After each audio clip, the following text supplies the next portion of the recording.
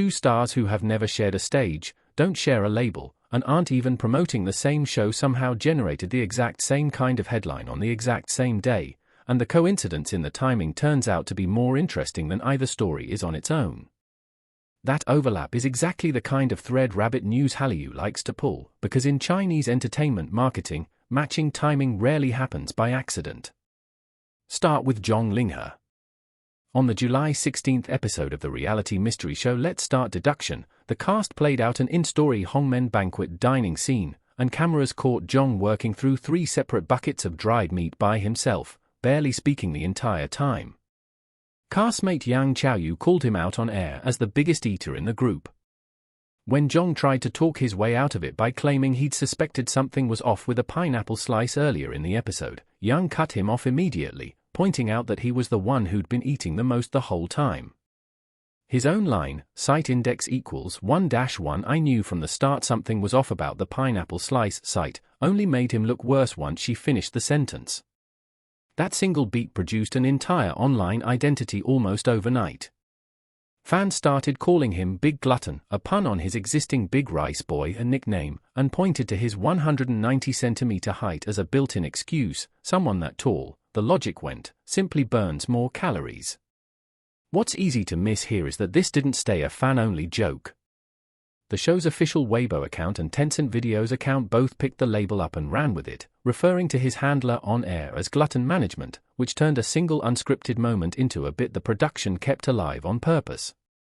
But the eating segment isn't actually the strangest part of July 16th.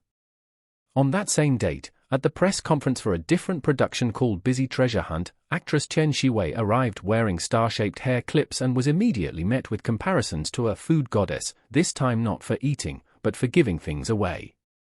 Fans who attended described being showered with rewards throughout the event, and Tian was seen handing out perla bead glasses and calling out to fans by nickname in return. None of this was a one-off.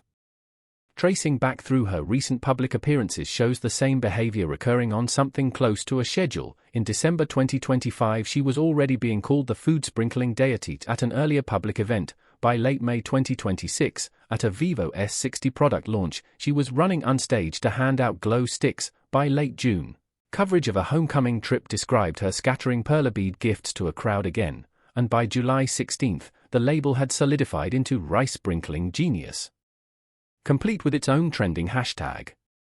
On their own, neither of these looks like anything more than a charming clip from a crowded entertainment news day. But set them side by side and something else becomes visible. In both cases, it isn't only fans coining a nickname, it's the official accounts, the platform, and the production team amplifying it and locking it in. That distinction matters more than it sounds like it should. A nickname that catches on organically among fans is one kind of thing. A nickname that a verified show account turns into a recurring bit, or one that gets reinforced across for separate public appearances over roughly 7 months, starts to look less like a spontaneous joke and more like a piece of content strategy that someone decided was worth repeating. There's a reasonably clear commercial logic behind that choice. Chinese variety and idle content increasingly lives or dies on short-form cuts, 15 to 30-second clips pulled out of a full episode and pushed independently across Douyin, Weibo, and Bilibili. A person eating with total, uncomplicated enthusiasm, or a person handing out small gifts one by one to a crowd, is exactly the kind of low-stakes, high-warmth moment that performs well as a standalone clip. It doesn't require context. It doesn't require the viewer to know the plot of the show or the backstory of the actor. It only needs a clear, repeatable persona attached to it, the guy who eats everything, the girl who gives everything away, that can be labeled, hashtagged, and reused appearance after appearance without ever needing an artist to say anything remotely controversial. That's arguably the bigger story here, and it extends well past either Zhang Linghe or Tian Xiwei individually. A persona like this functions as a kind of low-risk brand asset for a network or an agency. It's wholesome, it's difficult to criticize, and it generates steady engagement without requiring a star to take a stance on anything or risk a headline going the wrong way.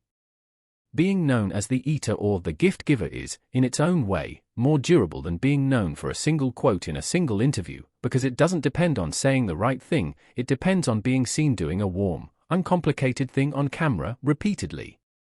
Fans, for their part, aren't just tolerating these labels, they're actively building on top of them. Around Zhang Linghe, the defense writes itself into a running joke: he's tall, he burns more calories, so of course he eats more, and comment sections treat that logic as self-evidently true rather than as something that needs debating.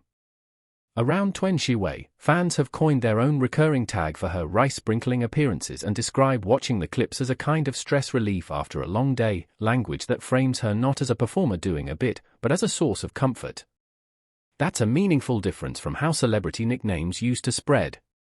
It isn't a single viral tweet that fades in a week, it's a slow-building, crowd-reinforced identity that fans keep reapplying every time a new clip surfaces, which makes it far more durable and far more useful to a network than an isolated moment of internet humor. It's also worth being precise about what the source material does and doesn't support. Nothing here confirms that the two productions coordinated with each other, or that either persona was manufactured from a boardroom rather than genuinely happening on camera first. The eating segment in particular reads as unscripted. Zhang's flustered reaction and Yang Chaoyue's immediate, on-the-spot call-out are hard to fake convincingly for television.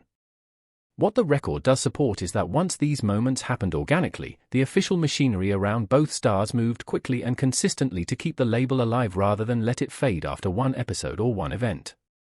That's less a hidden conspiracy than a visible pattern, and it's a pattern that shows up often enough across Chinese variety programming that it starts to look like an industry default rather than a coincidence tied to a single date on the calendar. It also says something about what's traveling well internationally out of CN content right now. These aren't scandal-driven headlines or dating rumors, they're comfort clips, built around cast members who come across as unguarded and generous rather than performative.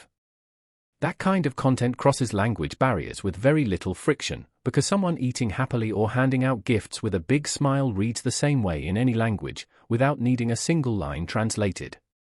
That may be part of why both of these moments picked up international attention on the same news cycle, rather than staying contained to domestic fan circles. Where that leaves things is somewhere between charming and calculated, and probably both at once. Zhang Linghe's 3 buckets of dried meat and Tian Xiwei's star-shaped hair clips are, taken individually, forgettable footnotes in a busy entertainment news day. Placed side by side, tied to the same date, and run through the same kind of officially sanctioned amplification, they read as 2 data points inside a larger shift, one where Chinese entertainment platforms are increasingly treating a lovable, food-adjacent persona not as a lucky accident of good television, but as a category of content worth cultivating on purpose, episode after episode, appearance after appearance. If you like entertainment stories that go further than the headline, the kind that catch the quiet signals most coverage skips past, Rabbit News Hallyu is built exactly for that. Subscribe if you want analysis, not just news.